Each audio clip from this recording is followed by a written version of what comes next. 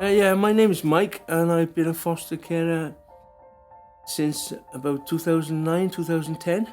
It'd be understandable to be wary of it, but my experience is very, very positive.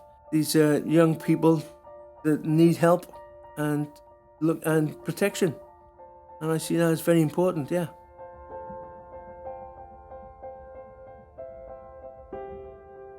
The biggest difference, I would say, is their family lives. But the refugees that I've seen, I would say by and large, they've come from a stable, loving family, and then they've had their world torn apart as a teenager. So they don't present the same problems, although they've suffered a major trauma, and I'm only too glad to help. Yeah, I've got one young man who got married last year that was with me for 3 years. He's now living up in England, but he talks to me every week. But yeah, he treats me like a father figure, and there's others as well that still live in the local area. I see them regular, yeah.